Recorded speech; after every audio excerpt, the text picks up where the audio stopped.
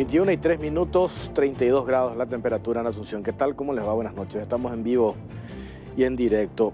Caso Texos, ¿se acuerdan del caso Texos Petropar? Ese acuerdo antipatriota con sello de impunidad que le había costado el cargo al ex procurador general de la República, Sergio Cosi, en el gobierno anterior. Hoy, ¿cuál es la información que se tiene al respecto? Hasta el abogado Oscar Tuma, abogado de Texos.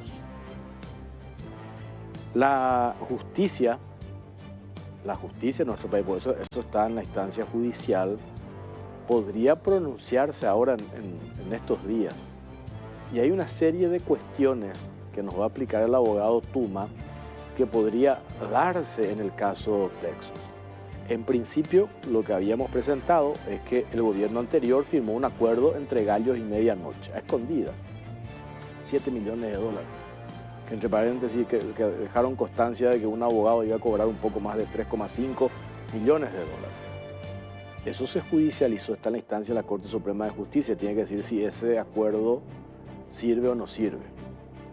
Pero más allá de eso, hay otra cuestión que plantean los representantes legales de esta empresa, que afirman tener la razón.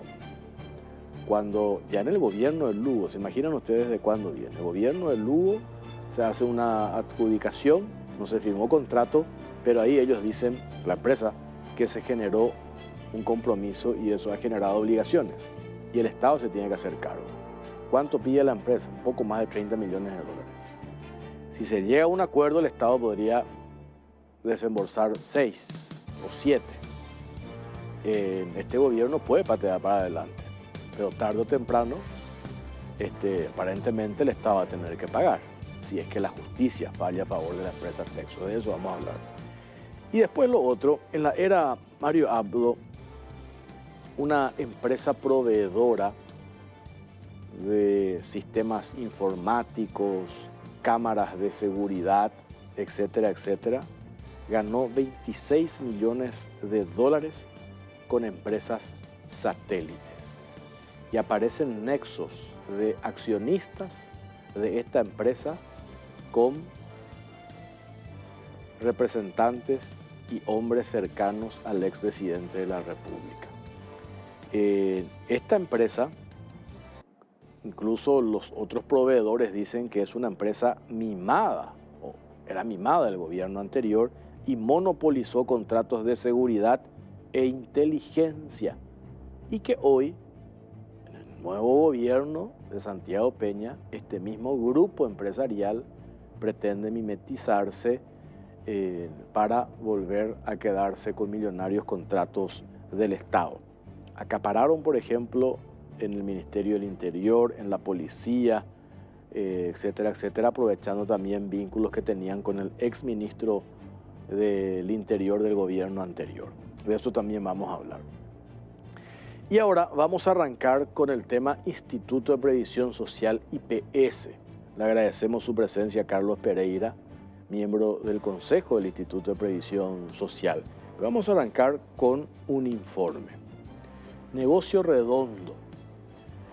El martes pasado habíamos mostrado el caso de una empresa que tiene un contrato con el IPS por valor de 52.000 millones de guaraníes para realizar la tarea de desinfección. ¿Y qué es lo nuevo ahora? Que esta empresa parece que tiene 4 empleados inscritos en el Instituto de Previsión Social. ¿Cómo hace esta empresa para desinfectar todos los hospitales del IPS? También tiene contrato con el Ministerio de Salud, contrato con la policía y con el sector privado. 4 empleados inscritos en el IPS. Y acá se dan dos cuestiones. O no tienen todos los empleados registrados y es proveedora del Instituto de Previsión Social, o no se cumple con lo que se estipuló en el contrato. ¿Cómo puede realizar la tarea de desinfección con cuatro empleados? Y esta misma empresa, según el pliego de bases y condiciones de la licitación de limpieza que se canceló hace un mes aproximadamente, en una parte del pliego de bases y condiciones, el IPS le pide a las empresas que van a presentarse al proceso licitatorio tener un contrato con una empresa que realice la tarea de desinfección. Coincidentemente hay una sola empresa que hace ese trabajo, que es la misma que ligó el contrato de 52.000 millones de guaraníes. Entonces acá viene la presunción. ¿Por qué en el pliego de bases y condiciones el IPS pide esa condición? Si ya tiene una empresa que hace la tarea de desinfección con un contrato de 52.000 millones de guaraníes. La presunción es que esta empresa cobra el IPS, los 52.000 millones de guaraníes, un contrato plurianual, y cobra también de manera no directa el IPS, pero indirecta a través de la empresa que gana la licitación de limpieza, que sí o sí tiene que tener un contrato con esta empresa proveedora, porque si no tiene ese contrato es causal de descalificación en la licitación de limpieza. No sé si se llega a entender, pero vamos a desmenuzar esto y vamos a hablar, a ver qué salida se le da a este tema con el consejero del Instituto de Previsión Social. Negocio redondo. Empresa con millonario contrato en el IPS, tiene apenas 4 empleados inscritos en la previsional. A ver.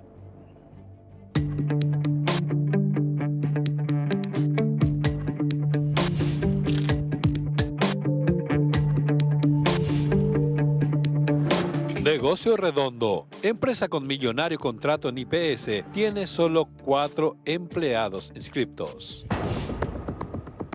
La empresa Vital S.A., que aparece como proveedora del IPS con un contrato de 52.324 millones de guaraníes para servicios de limpieza, cuenta con solo 4 trabajadores inscriptos en el Seguro Social de la Previsional. Van saltando más datos sumamente llamativos respecto al manejo de la empresa Vital S.A., la cual fue contratada para ofrecer los servicios de desinfección de acción prolongada para las distintas dependencias del Instituto de Previsión Social hasta mayo del 2024.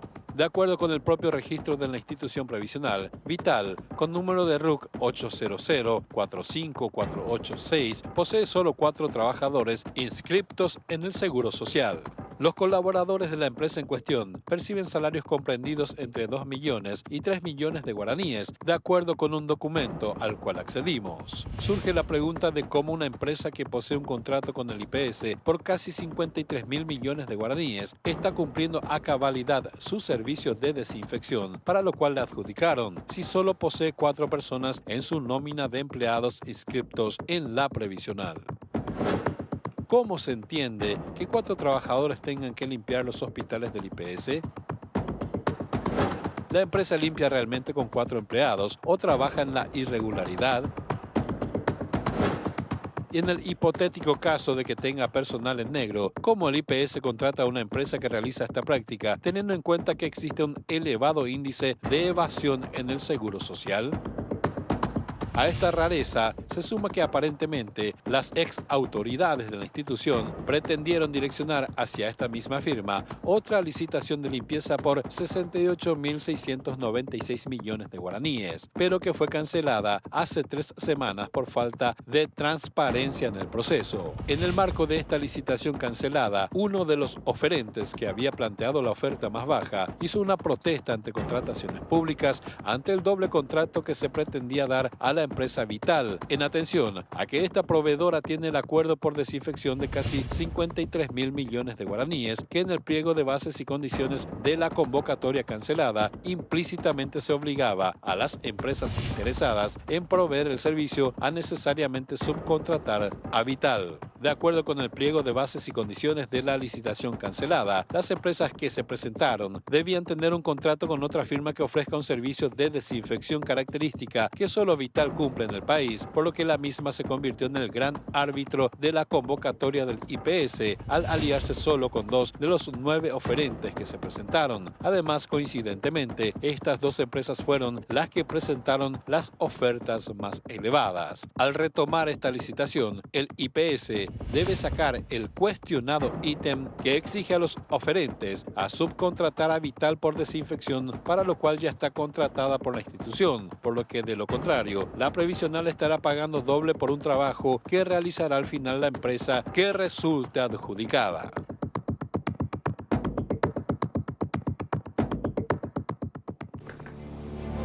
Carlos Pereira, consejero del IPS, ¿cómo le va? Buenas noches, Jorge. Muchas gracias por la invitación. ¿Cómo se entiende este caso? Vamos a empezar por el tema que se tiene que hacer la investigación. Nosotros tenemos el documento acá oficial que conseguimos con la gente del IPS 4 empleados inscriptos. Una empresa que hace la tarea de desinfección que tiene un contrato de 52.000 millones de guaraníes, que no solamente tiene con el IPS, tiene con el Ministerio de Salud, tiene con otra institución, también con el privado. ¿Cómo se entiende eso, doctor? Bueno, antes que nada, Jorge, muchas gracias por la invitación y antes de dar una respuesta puntual quisiera hacer una breve introducción. Sí. Yo particularmente por mi especialidad estoy trabajando y he pedido autorización incluso al Consejo de Administración para poder interactuar en la contabilidad, en la auditoría, en la parte financiera, porque precisamente para hacer un diagnóstico exacto, por lo menos para saber, porque se habla mucho de lo que el IPS debe, pero se habla muy poco de los que le deben al IPS. Y lo que estás mencionando, estamos haciendo un cruce de información entre los deudores del IPS, donde vemos que existen empresas que le adeudan al instituto, pero que a su vez son proveedores del mismo. Entonces, con el Ministerio del Trabajo se ha hecho un trabajo enorme y un esfuerzo interinstitucional consistente precisamente en la cantidad de integrantes, en la plantilla de funcionarios. Muchas veces las personas que figuran en un plantel de funcionarios no se compadece con la realidad cuando uno hace una verificación in situ. Y ahí es donde saltan las inconsistencias y emerge las diferencias que hoy tenemos y que representan deudas a cobrar hacia las empresas empleadoras. Por eso nosotros hoy estamos escudriñando en diferentes llamados como el que acabas de mencionar y lo que se ha visto en el documental. Nosotros mismos hemos hecho la cancelación. Sí. Porque hemos visualizado situaciones que requerían de un análisis mucho más exhaustivo. Sí. Y ese análisis finalmente ha dado como resultado de que habían errores irreparables en el mismo pliego de bases y condiciones. Entonces, la misma Dirección Nacional de Contrataciones Públicas, ya puntualizando varios aspectos e inconsistencias derivadas del análisis del Comité de Evaluación, decide hacer una denuncia al Ministerio Público, que es donde hoy está en esa instancia esta situación analizada, ¿verdad? Y nosotros estamos de las derivaciones de los diferentes informes de la Contraloría, Jorge, y ahí es donde quiero compartir contigo mi preocupación particular y profesional, ¿verdad? Desde el punto de vista del control interno, cuando hablamos del MESIP, que es el manual de las entidades de control interno del Paraguay que ejerce la Contraloría General de la República, y en donde con mucho más seriedad y exponen y alzan los mecanismos de control como para llegar a fortalecer los procedimientos de controles internos en las instituciones públicas. Y hoy exige a través del COSO, que son comités de evaluaciones patrocinadoras de lo que representa el fortalecimiento del control interno. Esto ha surgido hace más de 30 años en Estados Unidos, cuando empresas como la empresa Enron, por ejemplo, ha tenido derivaciones de corrupción y de elaboración de informes fraudulentos con los cuales se han cotizado acciones en la bolsa. Y a partir de ahí, las normas internacionales de contabilidad también han adoptado mecanismos de cómo fortalecer los procesos de controles internos. En ese sentido, el IPS hoy, los resultados están a la vista, ¿verdad? Prácticamente las derivaciones de la Contraloría han expuesto de que los controles que se hacen o se hacían siempre eran correctivos. No habían mecanismos preventivos como para evitar situaciones como la que se está hablando. Hechos consumados ya. Entonces, hoy en día nosotros estamos tratando de incorporar la gestión de proceso, que es muy diferente a la gestión de función, porque la gestión de proceso precisamente lo que hace es tratar de eliminar la cantidad de papeles, la cantidad de informaciones y tratar de que el control esté presente desde el inicio de un proceso de compras, durante el desarrollo del mismo hasta la finalización. No estar esperando que el organismo de supervisión de control competente como la Contraloría venga a hacer una fiscalización y recién ahí se puedan detectar inconsistencias o situaciones que ya tengan derivaciones que en este momento están denunciados en el Ministerio Público. Entonces, el tamaño de la institución, la complejidad de todas las operaciones que se hacen y que se realizan, y sobre todo la cantidad de presupuesto que uno tiene que administrar y que uno tiene que, en el marco de la criticidad y de la importancia y la urgencia, ahí también tenemos que hacer las cosas diferentes si queremos tener resultados distintos. Por ejemplo, en el caso que mencionabas, y cuando se habla de una doble contratación, ¿qué es lo que ocurre? Cuando se adjudica una compra o una licitación, inmediatamente ya se firma el contrato.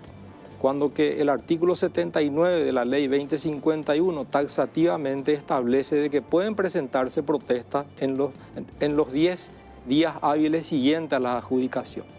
Si uno no espera ese compás de tiempo, ¿qué es lo que va a pasar? Se firma el contrato, se adjudica, al día siguiente la empresa entrega el 70-80% de la cantidad comprada y a los 10 días la empresa que protestó gana la protesta.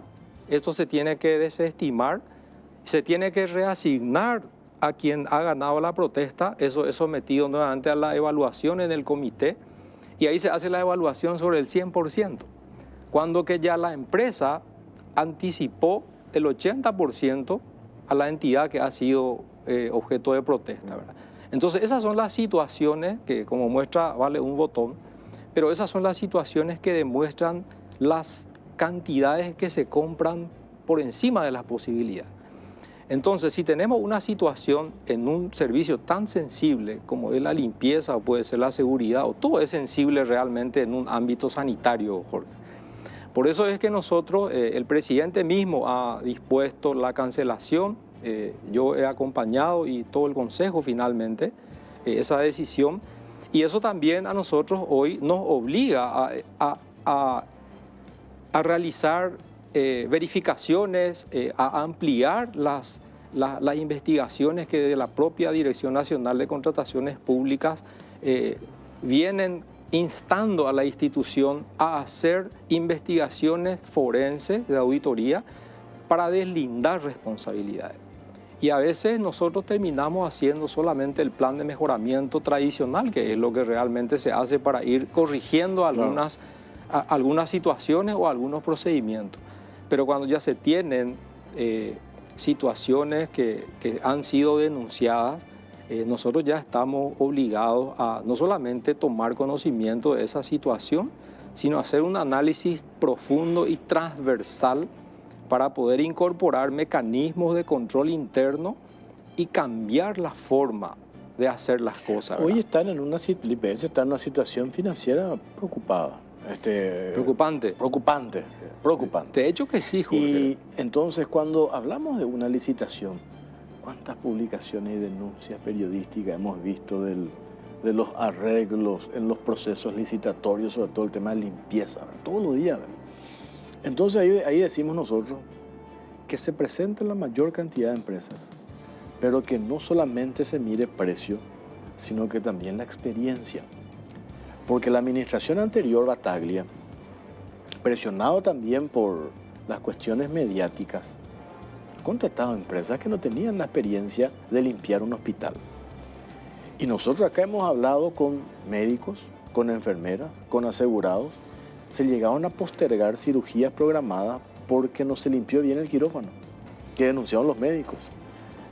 No tenían las herramientas para manipular la basura patológica de la basura normal. Y eso nosotros pasamos videos, etcétera, etcétera. Entonces, les llevó no sé cuánto tiempo a esa empresa acomodarse a eso. Pero mientras tanto, ¿quién pagó las consecuencias? El asegurado, el Instituto de Previsión Social. Pero además de eso, ¿qué es lo que se da ahora en este llamado que cancelaron? Estamos hablando de redondeo números, 70.000 millones, casi 10 millones de dólares. Casi 10 millones de dólares. Y acá es donde aparece una trampita. En el pliego de bases y condiciones, en un apartado, le pide a las empresas oferentes tener un contrato con la empresa que ofrece servicio de desinfección. ¿Y cuál es la empresa que ofrece servicio de desinfección con las características que pide el IPS? Una sola, la empresa Vital S.A., que a su vez Vital S.A. es proveedora del IPS con un contrato de 52.000 millones de guaraníes para la tarea de desinfección. sea, ¿por qué piden otra vez esa tarea de desinfección cuando ya están pagando 52.000 millones de guaraníes a la empresa Vital? ¿Y a eso qué se le suma? Que la empresa Vital se convierte en un gran árbitro. Porque cuando nosotros queremos, digo, desde el IPS, pues digo nosotros, pues 30 años de aporte tengo el Instituto de Previsión, ahora cumplo 30 años de aporte al IPS. ¿Qué es lo que hace hoy esta empresa? Se convierte en el gran árbitro de esa licitación millonaria. ¿Por qué? Hay 9 empresas que se presentaron en la última licitación de limpieza que cancelaron ustedes. 9. Pero 2 nomás tenían el contrato con Vital. Y coincidentemente esas 2 empresas que tenían el contrato con Vital eran la empresa que presentaron la oferta más alta. Entonces se convierte como el gran árbitro. Y si no tenés ese documento, ese contrato con la empresa privada, la empresa Vital, es causal de descalificación. ¿Y dónde está la competencia entonces? Cuando se hace la modificación de la ley 2051, me acuerdo que hemos hablado varias veces con el ex titular de contrataciones, dice, como mínimo necesitamos 4 oferentes. 4 como mínimo.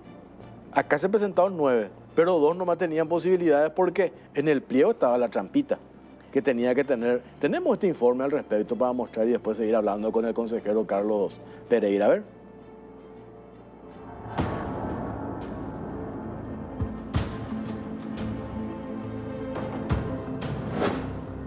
Empresa consentida del IPS se asoció a oferentes con las ofertas más altas.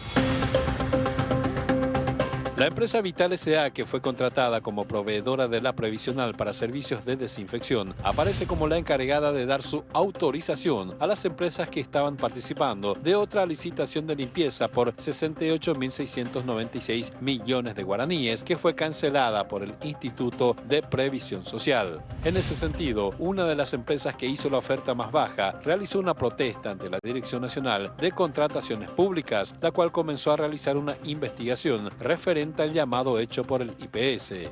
En torno a la pesquisa abierta, Contrataciones Públicas remitió a la firma representada por Sandra Patiño Mancuello, Casilda Mancuello y Chiara Ruggilo un pedido de informe sobre la autorización que otorgó a las empresas oferentes en el llamado de limpieza hecho por la previsional, en atención a que los proveedores que participaron del llamado debieron subcontratar a Vital, al figurar en el pliego de bases y condiciones requisitos excluyentes que solo esta empresa cumplía. El pasado 14 de noviembre, el Departamento Administrativo de Vital S.A. remitió una contestación a la Dirección General de Asuntos Jurídicos de Contrataciones Públicas, en la cual respondía que había entregado la documentación en el marco de dicho llamado a las firmas Minvi, representada por José Manuel González y Paolo Miguel Laguardia, y Servicios Paraguayos, Serpar S.A., representada por Berta Noemí Ortellado y Fernando Escobar. Con este documento se puede verificar que la empresa Vital S.A. optó por dar su autorización a los participantes que presentaron las ofertas más elevadas y dejó de lado a los demás competidores que hicieron mejores propuestas al IPS.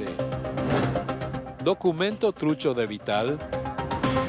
Así también otra de las firmas oferentes en la licitación cancelada denunció ante la justicia que recibió un documento aparentemente trucho de esta empresa. Al parecer, Vital entregó un documento de contenido falso a la proveedora, que presentó a su vez este certificado en el proceso licitatorio, pero el IPS detectó la inconsistencia en los papeles. Queda en evidencia que desde la previsional se condicionó a las proveedoras de limpieza como requisitos singulares que llamativamente solo la empresa Vital S.A. puede ofrecer y a la cual ya había dado un contrato anterior. Lo llamativo es que el servicio contratado por el IPS con Vital es similar al que se exige a las empresas de limpieza para cumplir la capacidad técnica en el nuevo llamado que fue cancelado, con lo cual hace sospechar de la intención de realizar una doble contratación de esta firma en el caso de volverse a retomar la licitación con las mismas exigencias. Con las irregularidades que van saltando en este caso, es primordial que se garantice el correcto proceso licitatorio cuando se decida retomar de vuelta para proceder a la adjudicación del servicio de limpieza de las dependencias del IPS.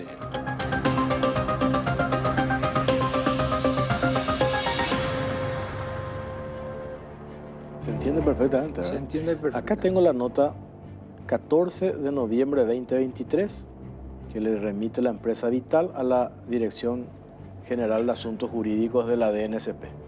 Y le dice, fueron entregadas documentación en el marco de dicho llamado, este llamado a la licitación de limpieza, a 2 empresas. Minví S.A., Servicios Paraguayos S.A. ¿Y el resto? Las 9 empresas. Con esto quiere decir que 2 no van a participar. Y esa es la razón, Jorge, por la que el presidente del Consejo, el doctor Jorge Brite, ha propuesto la cancelación. Nosotros hemos acompañado eso. Y no solamente eso, ¿verdad? También ha dado instrucciones para hacer una revisión profunda, ¿verdad?, de todos los procesos que todavía quedan pendientes y que tengan trámites pendientes hacia adelante, ¿verdad? Nosotros en este momento, uno de los pasos fundamentales del control interno está en la tarea de planear, verificar, controlar y actuar, ¿verdad? Yo creo que acá nosotros ya hemos actuado conforme a los documentos respaldatorios que hemos encontrado de nuestra asunción en el cargo. Ya eso ha sido proveído y ha sido denunciado por el órgano de supervisión de control, que es la Contraloría General de la República. Y lo que estamos haciendo es tratar de terminar el análisis de todos los procesos que todavía quedan pendientes por revisar, ¿verdad? Yo creo que esa situación que te decía, por ejemplo, de cómo se evaluaban o se elaboraban los contratos y cómo se hacían las adjudicaciones, todo eso hoy nos está poniendo en contexto generar un escenario en donde nosotros podamos tener la planificación y que se compadezca con la realidad económica actual del IPS. Recién estaba diciendo vos que el IPS estaba pasando por una situación crítica, ¿verdad? Eso es cierto, pero también hay que decir de que el IPS tiene activos demasiado relevantes. Yo creo que hace 7 años había ya leído yo un informe del Fondo Monetario Internacional en donde recomendaban a los gobiernos generar una gestión más eficiente sobre sus activos. Imagínate, en ese documento se hablaba de que la realización y la actualización de los activos de las instituciones públicas pueden incluso impactar en un 3% sobre el Producto Interno Bruto. Haciendo un ejemplo de lo que eso sería para nuestro medio, 40.000 millones de dólares, el 3% sería 1.200 millones de dólares. El IPS tiene activos demasiado relevantes y tiene mucho más veces de lo que debe. O sea, no hay que preocuparse mucho por lo que debe el IPS. Yo creo que lo que hay que hacer es ocuparse y lo estamos haciendo, de la generación de renta, de la optimización de esos rendimientos, de la identificación de aquellos inmuebles, por ejemplo, que no estén rindiendo lo que corresponde o estén directamente ociosos, ¿verdad? Nosotros también, quiero aprovechar este espacio privilegiado de comunicación para compartirles de que en el Consejo de Administración ya hemos tomado la decisión, el presidente ya ha propuesto y el Consejo ha resuelto por resolución generar la resolución que va a derivarse en los próximos días para ser tratado en el Congreso, en donde va a dejar de abonar el 2,5% a la CENEPA y a la SNPP. Eso va a representar un promedio de 90 a 100 millones de dólares por año que va a quedar retenido en el instituto. Y sobre eso, por ejemplo, se puede tranquilamente articular un fideicomiso de generación de flujo futuro, ¿verdad? Estoy hablando de una realidad, no de una posibilidad. Sí. Eso posiblemente, Dios mediante, a fines de este año 2023 vamos a tener promulgada esa ley. Ojalá sea así, como para que el inicio del ejercicio 2024 ya nos ponga en un escenario con una visión prospectiva hacia adelante para cancelar esas obligaciones que hoy tenemos con los proveedores. Sí. Además de eso, sí, en la propia ley de superintendencia ya está establecida la posibilidad de que las cajas, entre las que se encuentran el IPS, obviamente, puedan enajenar los inmuebles. Eso también nos va a dar una enorme posibilidad de optimizar y hacerlo más eficiente en la administración y la gestión de nuestros activos. Y lo más importante, la cartera de deudores que hoy tenemos, aproximadamente 550 millones de dólares también, estamos haciendo una depuración justamente para lo que decías vos al inicio del programa, ¿verdad? Donde identifiquemos proveedores que hoy estén también formando parte de la cartera de cuentas a cobrar que tiene el instituto, como para hacer compensaciones directas por una parte y por otro lado para generar un estado de promoción como para que la gente en este último tramo del año pueda cancelar su compromiso con el IPS hacer de que todo el plantel de funcionarios que tengan dentro de sus empresas tengan también esa seguridad social de poder tener un seguro médico por un lado y también de tener esa seguridad de que puedan jubilarse con el tiempo. Doctor, son muy buenos los números. Estuviste, entre paréntesis, pasaste no sé por cuántos gobiernos, ¿verdad? Y saliste muy bien de todas las instituciones donde estuviste, por más de que te hicieron buscar la vuelta, pero siempre saliste bien parado, ¿verdad? Por tu gestión, por sobre todas las cosas, ¿verdad? Te decía, se tienen que aplicar medidas correctivas en el IPS. Vos tenés una mirada a futuro, positiva, por cierto. Mirando el escenario, hay medidas correctivas que se pueden hacer y que nos alienta a confiar en que el IPS va a salir de esta situación incómoda donde se encuentra, ¿verdad? Dicho esto, acá hay cuestiones, por ejemplo, volviendo otra vez al tema puntual de esta licitación, como un ejemplo, que se pueden dar en otros procesos licitatorios. Esto tiene que sacar del pliego categórico este punto que hacíamos referencia, para que limite la participación. Porque sí, cuanto más oferentes participamos, le conviene al IPS, ¿verdad? De hecho que sí, Jorge. De entrada nomás te digo, eso tiene que sacar sí o sí del pliego de base y condiciones. Si ustedes no sacan eso, vamos a presuponer de que de vuelta esto está dirigido exactamente para esas dos empresas que la misma empresa Vital dice que a quién le entregó el documento. Y lo otro, yo entiendo, doctor Pereira, de que el IPS es demasiado, es un gigante, ¿verdad? Para mí me pasaron el otro día la gestión Battaglia. Nos lo decimos nosotros, está en el informe de Contraloría. Hace aguas por todas partes y hay responsables de eso. Y aparecen dos funcionarios, por ejemplo, me dicen este señor, no te pido que hagas la valoración, expongo nomás hecho. Jaime Caballero Ruiz, Gerencia de Abastecimiento y Logística. Después aparece el nombre de este señor, Marcelo Bordón Leiva, Dirección Operativa de Contrataciones. Hicieron un enroque. El otro estaba anteriormente en el cargo de uno y ahora cambiaron.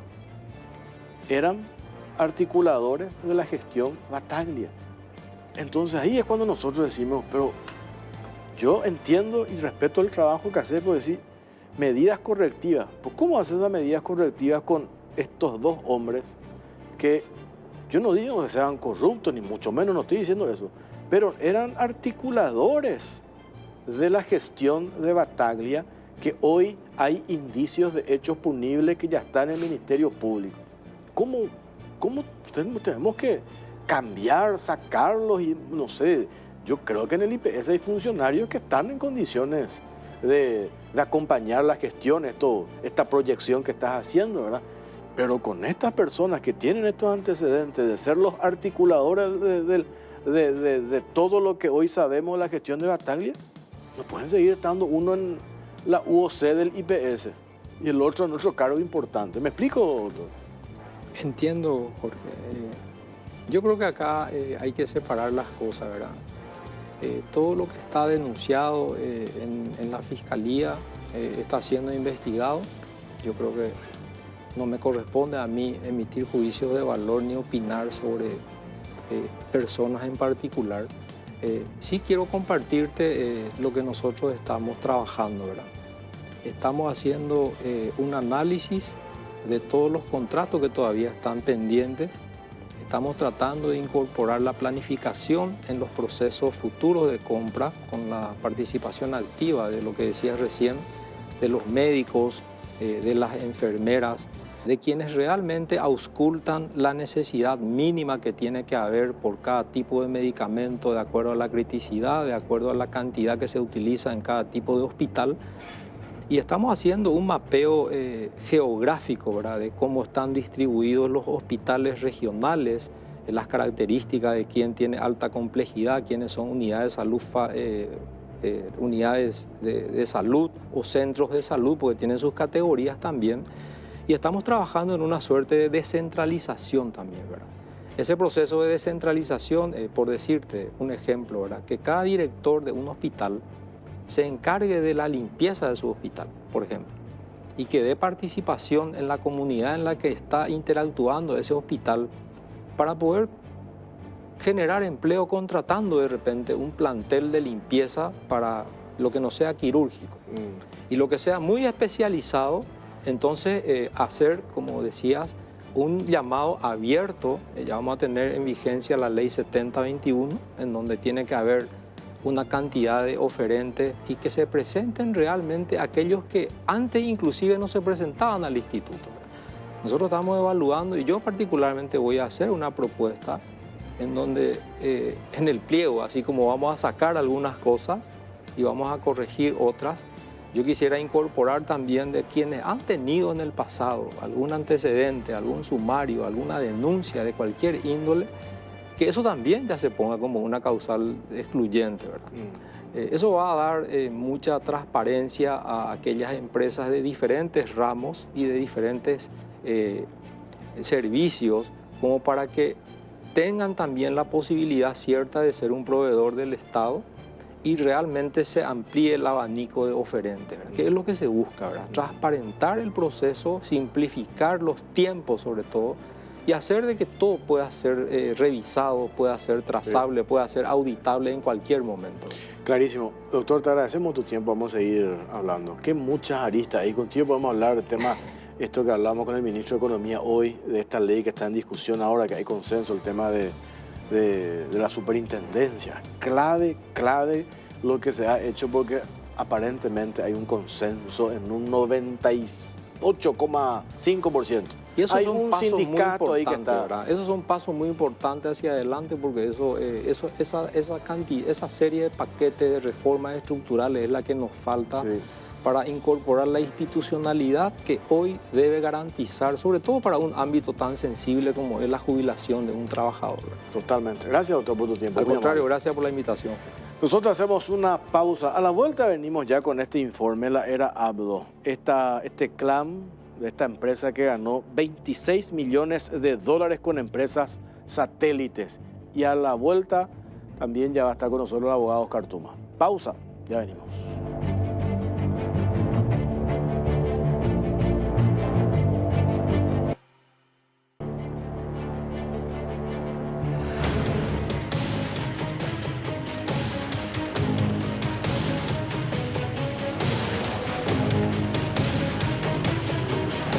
En la era Abdo, Clan TSB ganó 26 millones de dólares con empresas satélites.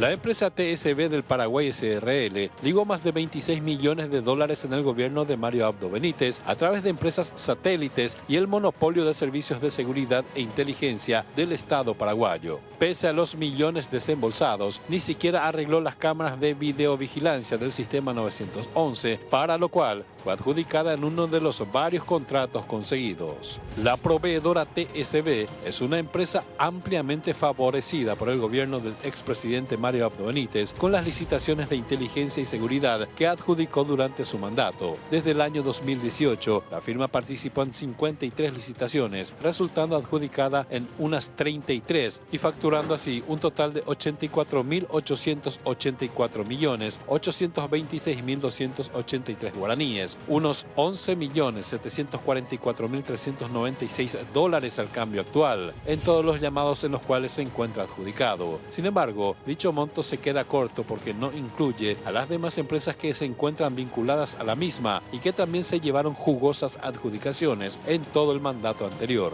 Aparece en la lista de las empresas satélites de TSB la firma Blue Ocean, la cual participó coincidentemente en 166 licitaciones y fue adjudicada en 68, muchas de las cuales se presentó a competir, entre comillas, contra TSB, resultando beneficiosamente descalificado. En las que ganó, se llevó la suma total de 5.289.533.424 guaraníes, 710.377 dólares. Es mucha casualidad que su propio representante legal, como se visualiza en la página de contrataciones públicas, sea Juan Arens, quien además figura como consultor de TSB en su perfil de LinkedIn. Otra empresa que integra este clan es DataVis, que participó de 11 licitaciones y ganó en 8 de ellas, es decir, en el 73% de los casos, con lo cual se ligó contratos por la sumatoria de 37.461.813.799, 5.700.000 es $31.072. Casualmente, la dirección de esta firma se encuentra a solo metros de TSB y además de esta cercanía física de ambas empresas, existen nexos entre sus representantes. En algunas reuniones con las autoridades, Adriano Junior Díaz, representante de la firma Digitro, acompaña a directivos de TSB a las presentaciones. Un aspecto importante de resaltar es que Digitro provee tecnología que forma parte del sistema Bravo del 911 y que solamente puede ser provista por la firma DataVis en Paraguay, debido a que es la única representante de la firma en el país. Por otro lado, la firma Paraguay Security también comparte el mismo representante legal, Jorge Yureviokov,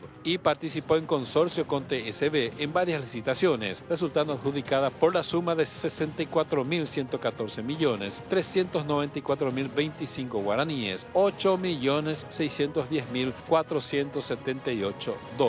Otro aspecto que llama la atención es que esta empresa comparte dirección coincidentemente con otras dos empresas más. Una de ellas es Mejor Promo S.A., que tiene la misma dirección declarada en su acta de asamblea que la empresa Paraguay Security, tal como lo publicó el diario Correo Comercial. Esta empresa participó de 60 llamados y resultó ganadora de 14. La segunda es Guardian PI, que también tiene la misma dirección que las anteriores, como se evidencia en su acta de asamblea. Esta firma participó de 56 llamados y resultó ganadora en 42 de ellos. Los exorbitantes números adjudicados en su totalidad acumulan 194.315.567.531 guaraníes, $26.096.323 entre las cuatro empresas, solo teniendo en cuenta lo publicado en la página de contrataciones públicas. Intervención de contrataciones públicas. El 12 de septiembre de este año, la encargada de investigaciones de la Dirección Nacional de Contrataciones Públicas, Macarena Medina, y el director de Asuntos Jurídicos de la misma institución, Luis Godoy Duria, remitieron al Ministerio del Interior un pedido de informe sobre el estado de ejecución contractual con la empresa TSB del Paraguay SRL, a raíz de una denuncia realizada sobre supuestas irregularidades de la firma contratada durante el gobierno de Mario Abdo Benítez para poner en condiciones las cámaras de seguridad del sistema 911.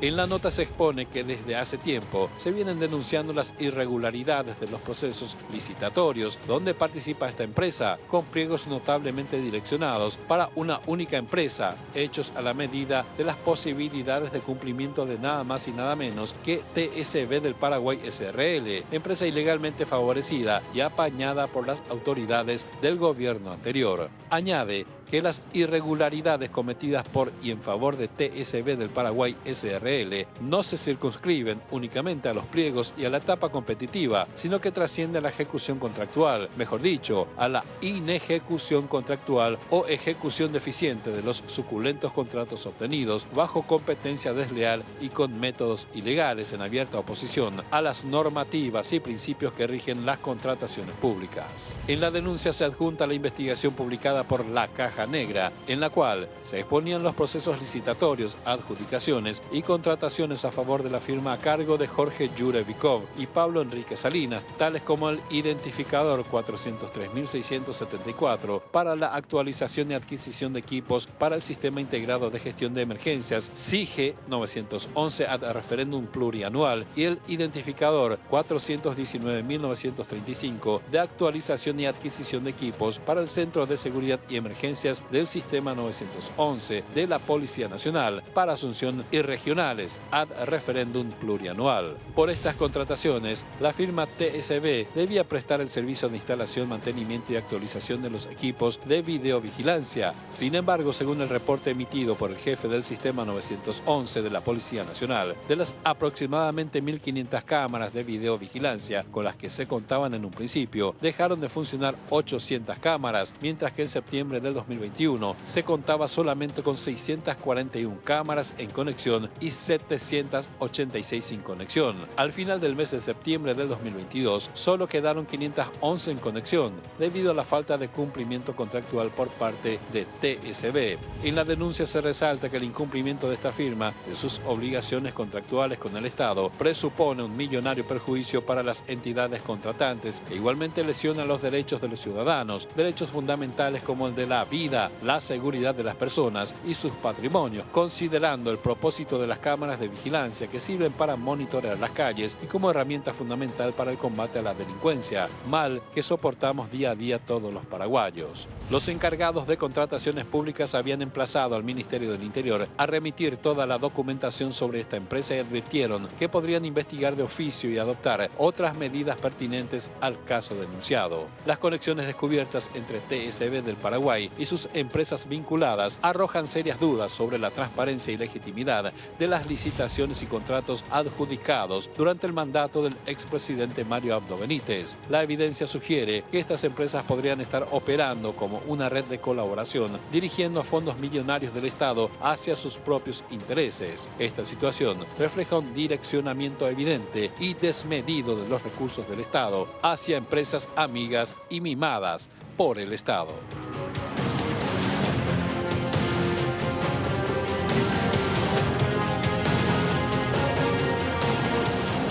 General de la República. ¿Qué tal, doctor? ¿Cómo te va? Buenas noches. Buenas noches, Jorge. Buenas noches a todos. Bueno, ¿qué va a pasar con el caso Texos? ¿En qué instancia está esto? ¿Y qué va a hacer la Procuraduría, doctor?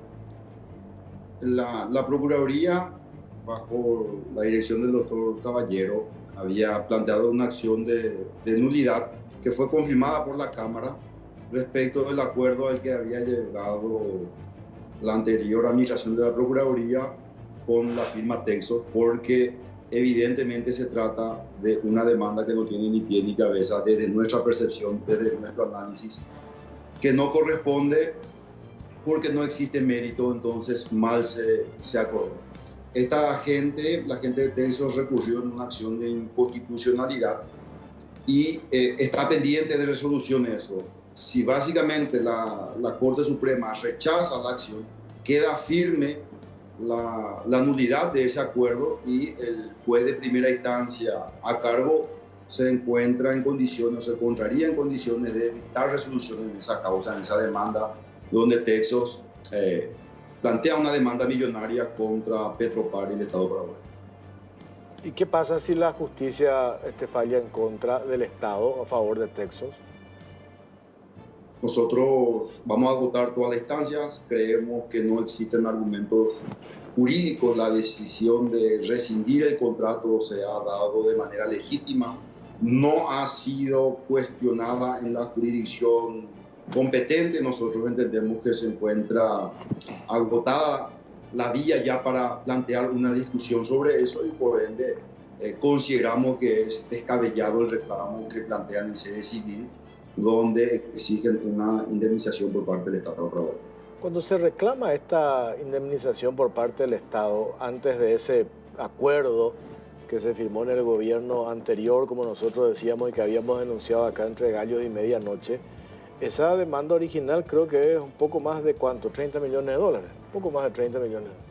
¿Qué pasa si la justicia dice lo contrario? Nomás yo digo, cuando ese acuerdo para llegar a esa instancia, esta de 6 millones, yo no sé si al final le conviene al Estado. No sé, ¿verdad? Si tenemos nosotros las herramientas, la Procuraduría, para defendernos si la justicia dice otra cosa. Nosotros consideramos, Jorge, que tenemos argumentos muy sólidos y vamos a agotar todos los recursos que el ordenamiento jurídico paraguayo provee para garantizar la protección del Estado paraguayo y los derechos de Petropar, porque consideramos que no existe un solo argumento para que pueda prevalecer esa pretensión que plantea Texos. Imagínate nomás un dato, ¿verdad?, que tiene que llamar la atención de que no sería un reclamo de la empresa. El 50% del monto acordado, que luego fue anulado, del acuerdo que luego fue anulado, iba a ser destinado a honorarios de los abogados del caso. Es decir, no a satisfacer la supuesta indemnización que está reclamando una firma. Entonces, nosotros consideramos que de ninguna manera procede este reclamo que están realizando contra Petropar y el Estado paraguayo. Y queremos dar toda la garantía de que el Estado se va a defender con las mejores armas, con los mejores argumentos y con los mejores hombres. Para cerrar esta parte, el Estado paraguayo, hoy, la Procuraduría General de la República, a tu cargo, va agotar todas las instancias. Ustedes afirman de que esta demanda es improcedente, que no corresponden, tienen sus argumentos y esa va a ser la línea. Así mismo, vamos a poner las mejores mujeres abogadas, los mejores hombres abogados que tiene la Procuraduría. Vamos a agotar todos los recursos existentes en el ordenamiento jurídico paraguayo y creemos que de reinar la justicia se tiene que rechazar esta demanda completamente improcedente desde nuestra percepción. Ok, dale doctor, gracias por tu tiempo, muy amable. Gracias, Jorge. Hasta luego. El Procurador General de la República, Marco Aurelio González, en relación al tema Texos. Hacemos una pausa cortita. ¿Qué responde el abogado de esta firma, de Texos, a esto que acaban de escuchar ustedes que dijo el procurador y cuáles son las medidas que va a implementar esta empresa para darle seguimiento a esta demanda? A la vuelta de la pausa con el doctor Oscar Tuma. Ya venimos.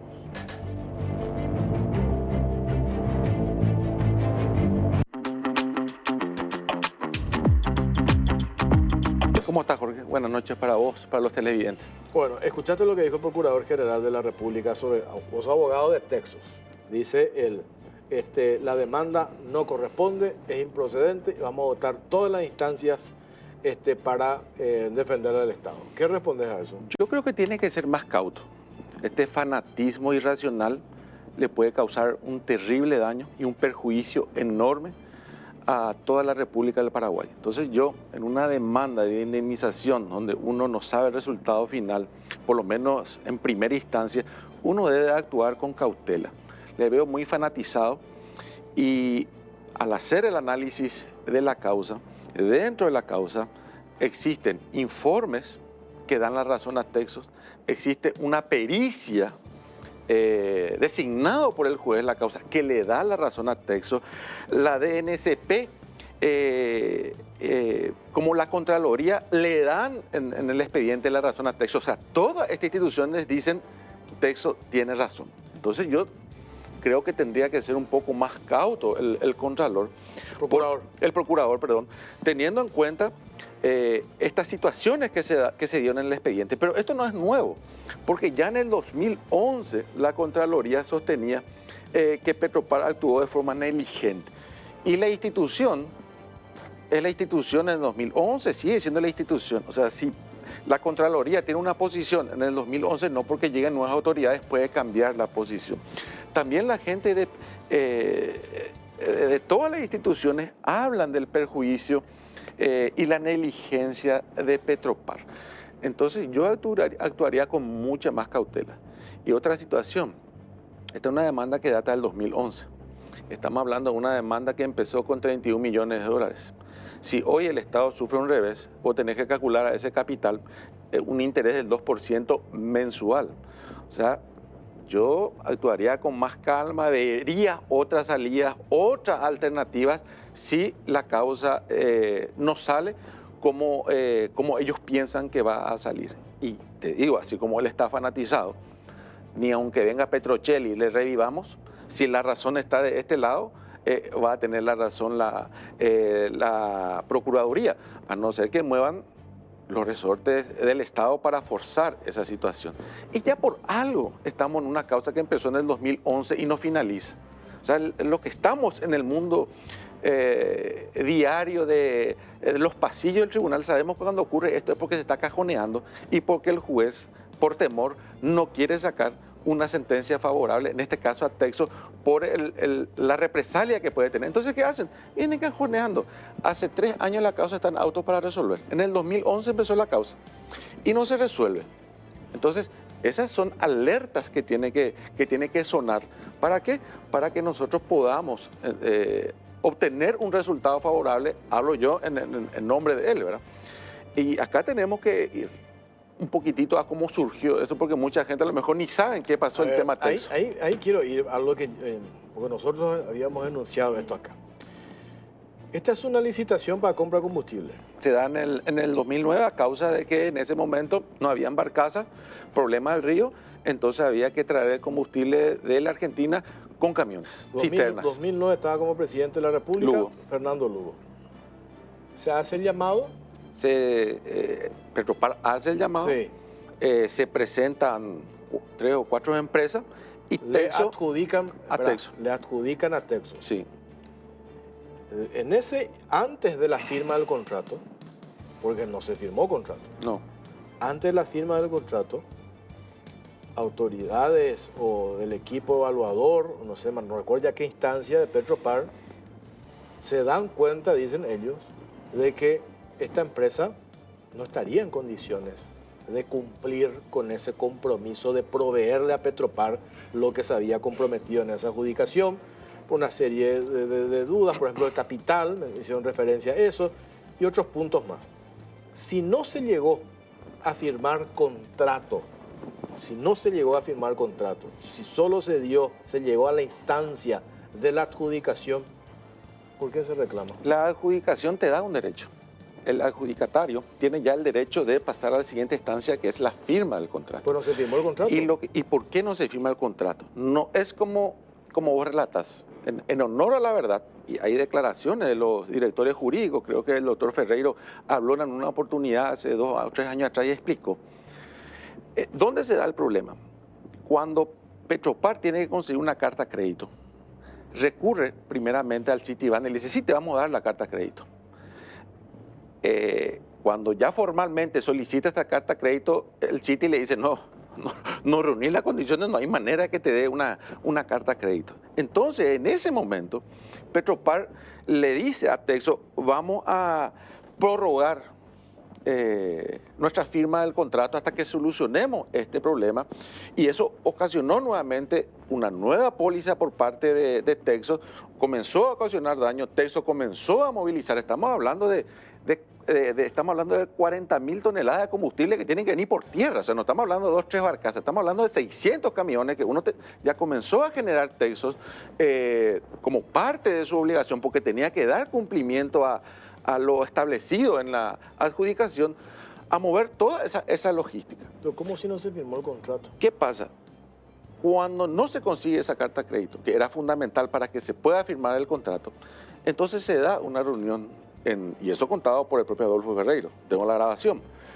Dentro de Petropar dice, ¿qué hacemos? Estamos en el horno, no conseguimos esto, ¿qué hacemos? Entonces había una posición de decir, vamos nomás a anular todo, que se vean lo que vienen y suspendamos esto. Y había otra posición en la cual estaba Adolfo Ferreiro, decía, no, tratemos de negociar, de llegar a un acuerdo para no llegar a una demanda. Bueno, se tomó la determinación de anular todo. Y vinieron gobiernos posteriores cargando con esta situación irregular, absurda por parte de las autoridades de Petropar. Y esto fue lo que ocasionó la demanda en el 2011, justamente por lo que en tu informe se dice. O sea, ¿Por qué este caso? la adjudicación ya le da un derecho a Texos, y dentro del plazo que pidió Petropar para poder acercar la carta de crédito, se comenzaron ya a generar compromisos por parte de Texos. ¿Por qué? Porque te vuelvo a repetir, estamos hablando de 40.000 toneladas, más de 600 camiones, la gente que iba a trasladar, o sea, toda esa logística comenzó a pagarse, comenzó a contratar, hasta que con el transcurso del tiempo Petropar le dice, no, esto se anula. ¿Y qué ocurre? Empieza la demanda, se comienzan a presentar las pruebas, y ahí es donde, te vuelvo a repetir, la DNC, Petropar y otras, el propio perito, advierten y dicen en la causa, Texos tiene razón. ¿Y qué ocurre? ¿Y dónde estuvo la falla? Yo creo que lo que se hizo anteriormente en ese acuerdo, creo que era lo conveniente. Si vos, y como abogado te digo, si vos tenés una demanda por daño y perjuicio, y yo no sé cómo va a salir, y te dicen, Jorge, te están reclamando 1.000 millones. Yo no tengo la bola mágica para saber cómo va a salir, y menos en tribunales. Te digo, ¿sabes qué? Si surge la posibilidad de estos 1.000 arreglar en 100, arregla. ¿Para qué vamos a correr el riesgo? ¿Qué es lo que yo creo que pasó? Pero ¿dónde fue la falla del gobierno anterior? Que lo hicieron, como dice tu informe, bajo la mesa. Ellos tendrían que haber hecho público la situación, tendrían que haber explicado el riesgo que corre el Estado si la demanda sale desfavorable para el Estado, con los intereses, hacer el cálculo, hacer la suma, decir, nos conviene llegar a este acuerdo donde estamos hablando de un monto muy inferior a los reclamos de Texas, y ni qué decir si a esos reclamos se suman los intereses. Entonces yo creo que la ciudadanía iba a entender, y creo que iba a terminar siendo beneficioso para el Estado. ¿Por qué si la demanda contra el Estado por parte de Texas inicialmente era 31 millones de dólares? ¿Cómo se entiende pretender arreglar por 6 millones de dólares? Porque también para Texas este desgaste de ahora más de 10 años, 2011, estamos 2023, genera un montón de perjuicios. Entonces, la idea es, como muchas veces ocurre, y lo que estamos en la profesión entendemos, más vale un mal arreglo que un buen pleito. ¿Por qué? Porque Texas está lidiando, por eso estamos ante una demanda de más de 10 años de daño y perjuicio que no puede tardar más de 2 años. Está lidiando con la presión del Estado para que esto se cajonee, porque ni siquiera existe la presión para que salga favorable a favor del Estado y que se rechace la demanda. Entonces lo que se hace es cajonear. Y ahora, como dijo, se explicó bien, existen dos vías. La acción de inconstitucionalidad planteada, donde la Corte puede decir, no, este acuerdo al cual se arribó debe de cumplirse. Entonces ahí estamos hablando de 6.800.000. Lo que hoy se debate en la instancia judicial, ¿cuál es? Este acuerdo que firmó Cosia con Lichi. Hoy se debate... De 6 millones, casi 7 millones de dólares. Hoy se debate que la Corte resuelva si se hace o no se hace lugar a la acción de inconstitucionalidad. Si no se hace lugar a la acción de inconstitucionalidad, continúa el principal. Dios quiera no se haga lugar porque voy a ganar mucho más honorario. Entonces, si vos me decís, Texas, ¿qué quieres? Que no se haga lugar. Vamos a continuar con el principal porque vamos a ganar. Y no vamos a ganar, no nos vamos a quedar con 6.800.000 si nos podemos quedar con 15 más los intereses, y bueno, eso va a ir sumando. Pero eso va a decidir la Corte. Si la Corte rechaza, continúa el principal. Si la Corte hace lugar, tendríamos que sentarnos a ver cómo se paga ese acuerdo. Sí, pero no te vayas a entusiasmar con tu honorario, porque hoy este gobierno puede patear para adelante. No, y lo más probable es que eso ocurra. Y va, bueno, está por... Y si esto tarda con las aclaratorias, con los recursos, con la inconstitucionalidad, eso puede seguir esperando otros 10 años más. Eso es una realidad.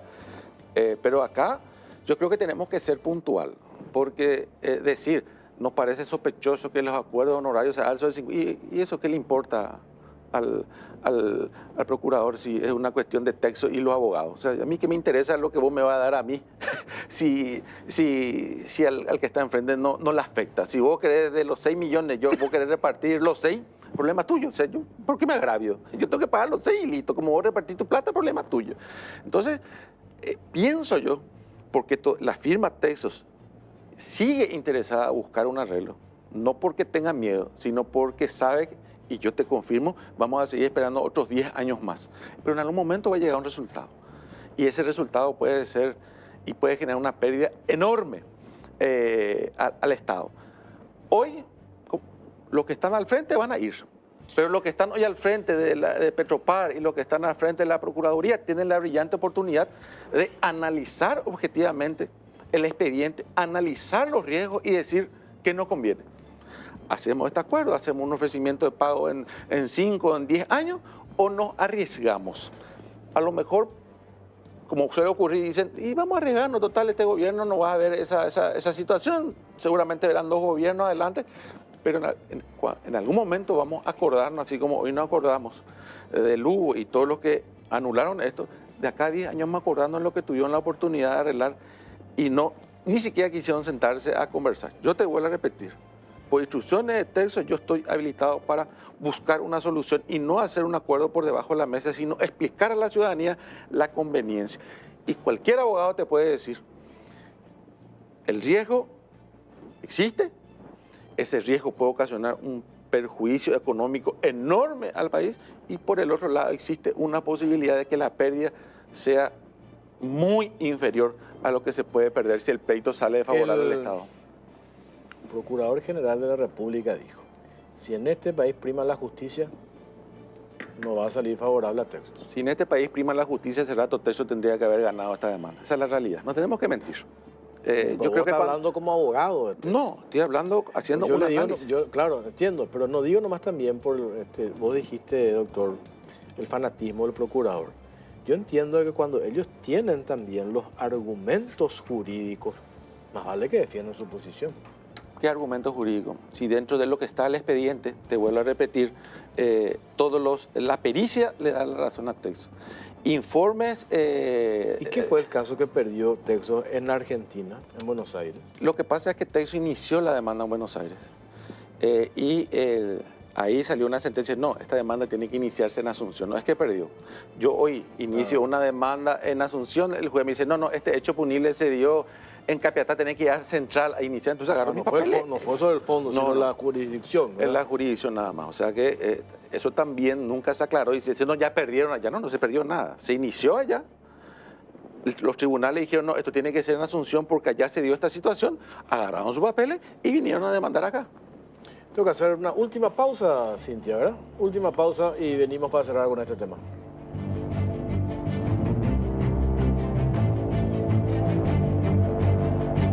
Queremos compartirte estos datos que nos emocionan. Caja Negra.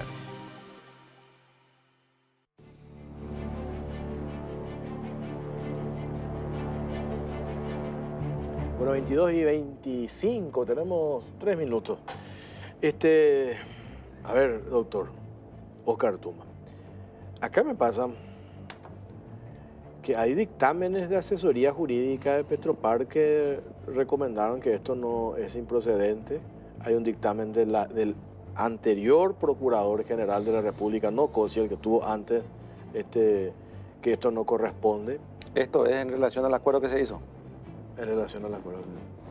Las partes pueden acordar salidas alternativas, eso está totalmente habilitado.